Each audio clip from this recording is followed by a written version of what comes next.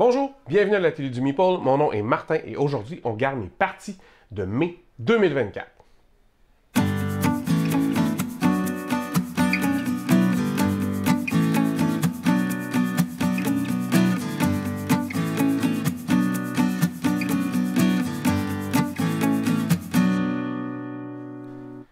J'ai joué à beaucoup de parties au mois de mai. J'ai joué 45 parties de jeu quand même. C'est une augmentation par rapport au mois dernier. J'ai eu quand même des événements ludiques qui ont pimenté mon mois de mai. Ça l'a aidé beaucoup. Alors, j'ai dans les trois premières positions, c'est des jeux assez intéressants. Le premier jeu, c'est un des plus récents que j'ai acquis dans ma collection. J'ai joué 8 fois. Ça s'appelle Courtisan. Courtisan, c'est un jeu... C'est un jeu très méchant. C'est un jeu de cartes magnifiquement illustré où vous allez jouer 3 cartes à votre tour. Une au banquet de la reine pour que la famille que vous allez jouer soit en faveur ou en défaveur. Une dans votre plateau de jeu pour faire un maximum de points.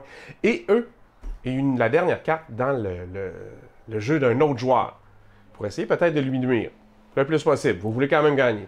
C'est un jeu quand même avec énormément d'interactions et elle est rarement positive, mais c'est un jeu qui dure 20 minutes. Alors c'est rapide, c'est efficace, c'est drôle à chaque fois. Puis il y a des éléments un peu prévisibles puis des éléments un peu imprévisibles. Ça vaut vraiment la peine, Courtisan. J'ai beaucoup de plaisir à jouer ce jeu-là où il y a de l'interaction négative, alors que la majorité des jeux que j'ai derrière moi, il n'y a pas d'interaction négative. Je déteste ça en général. Le deuxième jeu que j'ai joué quand même souvent, c'est Harmonie. J'ai joué 5 fois. C'est un jeu que Marie m'a fait essayer pour son article sur Geekbécois que vous pouvez lire. Je mettrai un lien vers le bas, dans le bas de la vidéo, c'est-à-dire c'est un jeu quelque part entre Acropolis, si vous voulez, au niveau du placement de tuiles en hauteur, puis Cascadia au niveau de la thématique. Alors, vous devez créer des biomes différents, de différentes façons, installer des animaux dedans.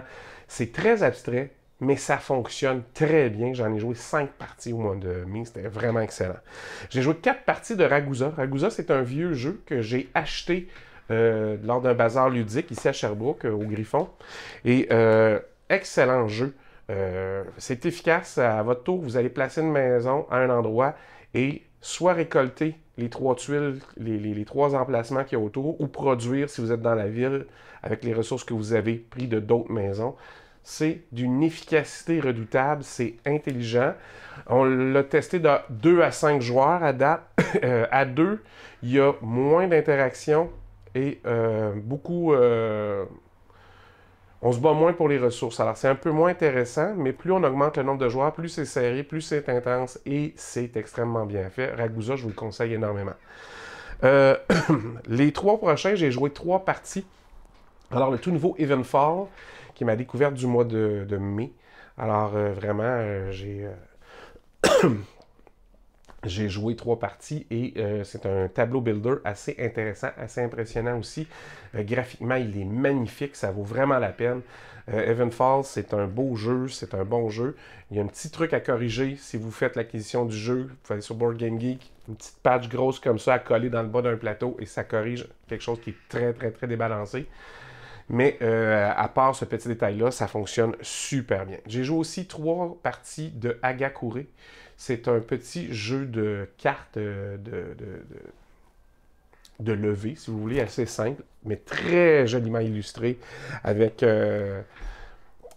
une façon de prédire. Vous n'avez pas à prédire combien de levées vous allez faire, mais vous pouvez, quand vous voyez que votre main est très mauvaise, dire, ben, peu importe comment je vais faire de levée, je vais faire 0 points, au moins je n'aurai pas de points négatifs, parce que vous pouvez avoir des points négatifs, et la courbe de vos points peut varier énormément dans ce jeu-là, c'est très intéressant. J'ai joué aussi 3 parties de Nova Roma. Nova Roma, je l'attendais depuis longtemps.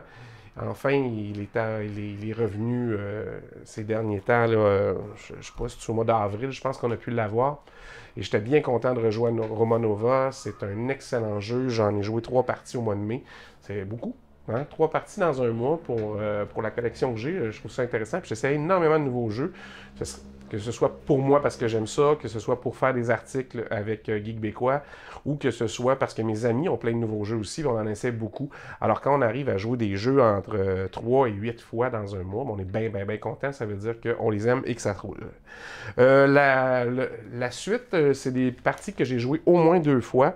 J'ai joué 2 parties de Faraway, un petit jeu de cartes super intéressant. J'ai fait un article sur Geek Québécois, je vous mettrai le lien dans la description si ça vous intéresse. C'est un petit jeu de cartes où le scoring va être à l'envers du sens dans lequel vous avez joué les cartes. Alors c'est très intéressant, il y a des petites choses à prendre en compte tout le temps. Et il y a une grosse partie de hasard, évidemment, parce que c'est un jeu de cartes, mais ça reste que quand même pour le temps que ça dure, parce que c'est pas très long le jeu. C'est une belle expérience, puis à chaque fois, on a juste le goût de dire la prochaine fois, je vais faire ça à la plage, je vais essayer telle tactique. Alors c'est vraiment, vraiment, vraiment intéressant. J'ai joué 2 parties de Easy Fit. Easy Fit, c'est un tout petit jeu de cartes coopératif. On essaie de rentrer un chat dans sa cage pour l'amener chez le vet, et il veut pas. C'est un jeu que Marie m'a fait essayer, une amie avec qui je joue souvent. C'est très, très, très bien fait. Pour un jeu coop, c'est snappy, c'est efficace. J'ai pas beaucoup de coop dans ma collection, mais celle-là, éventuellement, je pourrais l'avoir parce que c'est un très, très bon. J'ai joué 2 parties de King is Dead, Le Roi est mort. C'est un jeu qui se joue à 3 joueurs. C'est un contrôle de territoire, mais tout le monde a les mêmes 8 cartes. On va les jouer dans les 8 dans le sens qu'on veut. On peut jouer plus d'une carte à un tour, mais quand on n'a plus de cartes, on n'a plus de cartes, c'est fini, on abdique. On ne pourra pas jouer d'autres cartes. Alors, le jeu dure 8 tours, vous allez jouer 8 cartes et vous allez essayer de vous affilier à la faction qui va gagner. Alors, ça se passe en Grande-Bretagne, alors c'est vraiment intéressant. Les factions, qui s'allient à qui, puis comment vous allez faire pour essayer de gagner la partie. Il y a même 2 façons différentes de gagner, si les Français envahissent ou pas. Alors ça devient très, très, très intéressant. C'est absolument génial. Un peu difficile à trouver en français, mais il y a des copies en anglais, ça j'en ai vu, et c'est juste excellent. C'est juste excellent. J'ai joué aussi à Let's Go to Japan 2 fois. Alors, c'est un nouveau jeu, je viens juste de le recevoir, celui-là. C'est beau, je ne l'avais pas kickstarté. Je trouvais que les frais de transport, plus le peu que ça apportait, là, quelques jetons de bois de plus, puis c'est à peu près tout là, la différence. Alors, j'ai attendu, puis j'ai bien fait. J'adore le jeu. C'est un jeu de draft rapide. Ça va très, très vite. La première game a été plus longue, mais les autres, ça s'explique bien, ça se fait vite, et vous aurez plusieurs choix. Vous allez vouloir rejouer. Parce que dire, j'avais pas utilisé cette stratégie-là, j'aurais dû faire ça, j'aurais dû penser à ça. Alors, c'est vraiment un jeu de draft intéressant où on planifie un voyage au Japon. Let's go to Japan. J'ai joué 2 parties de Rats of Wistar, encore une fois. Vraiment, ce jeu-là m'a beaucoup plu. C'est un placement d'ouvrier à l'ancienne, c'est une rondelle d'action avec une portion d'exploration. De la gestion de ressources, c'est bien fait. Rats of Wistar, il est juste dans le coin ici, et c'est un jeu que j'espère sortir au moins une fois par mois. J'adore ça. J'adore ça, c'est vraiment un excellent jeu. J'ai testé plein de petits jeux et j'ai joué quelques parties une fois de plein de jeux. Alors, il y a le Aqua, qui est un jeu de tuiles qui peut ressembler à Cascadia, à Harmony et à Acropolis, si vous voulez. Mais dans les fonds marins, c'était très intéressant aussi. Un bon jeu. J'ai rejoué à Aurum avec Sam de Board Game Duel. Il m'avait déjà fait jouer il y a quelques mois. Ça reste un excellent jeu de levée, mais moi, je suis pas super bon dans les jeux de levée. J'haïs pas ça, mais je suis pas bon, surtout s'il faut que je prédise dans les jeux de levée combien de levées je vais faire. C'est pas mes jeux préférés. J'aime mieux les jeux de levée où on n'a pas à dire combien, mais ça reste que c'était une belle expérience. J'ai aimé ça. J'ai essayé Doggerland avec Sophie lors d'un week-end ludique. C'était super intéressant. J'ai joué ma première partie de Robinson Crusoe. C'est un co-op. On l'a pas eu. Ça a l'air que c'est très difficile à jouer puisqu'il y a beaucoup de hasard. Moi, lancer des dés comme ça me plaît jamais énormément. Je suis pas sûr que c'est un jeu que j'aurais le goût de rejouer. J'ai joué à Soul Clover, une petite partie à 2. C'est toujours le fun, ces jeux abstraits-là, que ce soit Just One ou Soul Clover.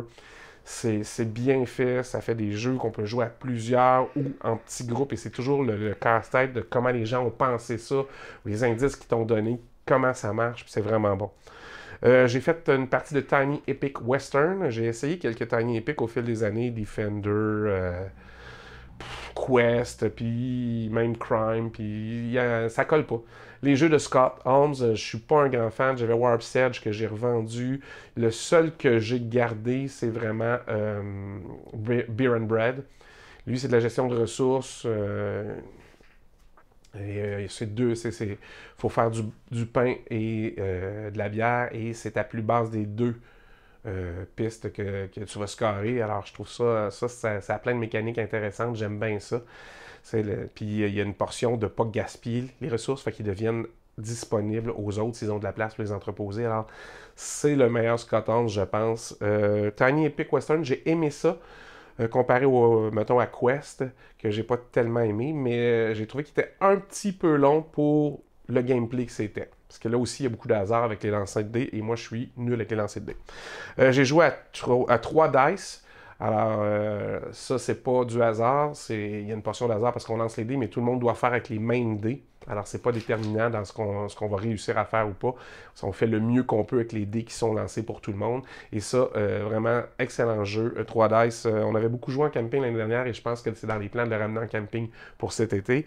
The White Castle, j'ai rejoué une partie de White Castle. C'est toujours un excellent jeu. C'est un jeu tellement tête. Je sais qu'ils ont annoncé une extension pour The White Castle. Alors, j'ai vraiment hâte de voir ce que ça va apporter de plus. J'aurais pris un round de plus. J'espère que ça va nous donner un round de plus. Vraiment, White Castle, c'est un excellent jeu. Et j'ai rejoué à Zhanguo First Empire. C'est un jeu que j'ai dans ma collection ici, que je suis très content de jouer, de rejouer. C'est bien fait, c'est intelligent. Et c'est une nouvelle version qui est encore, je dis que tout le monde me dit qu'elle est même un petit peu meilleure que l'ancienne, mais je suis sûr que l'ancien jeu est super bon aussi parce que la mécanique de base, elle est juste excellente. Où vous jouez une carte, elle va vous donner un bonus si vous la jouez plus grande ou plus petite que la précédente, peu importe qui a joué avant. C'est vraiment, vraiment un jeu qui gagne à être joué et rejoué. Zhanguo, c'est un excellent jeu. Alors, ça fait le tour. C'est 45 games en 45 parties de jeux plus ou moins différents à chaque fois. Mais que j'ai beaucoup aimé. Ça a été un mois ludique très intéressant. Dites-moi, vous, en commentaire, qu'est-ce que vous avez joué? Quelle a été votre découverte du mois? Qu'est-ce qui vous a le plus allumé dans vos parties du mois de mai? Je suis intéressé à le savoir. Mettez-le dans les commentaires. On pourra discuter ensemble. Ça va me faire plaisir. En attendant, on se revoit la prochaine fois. Amusez-vous.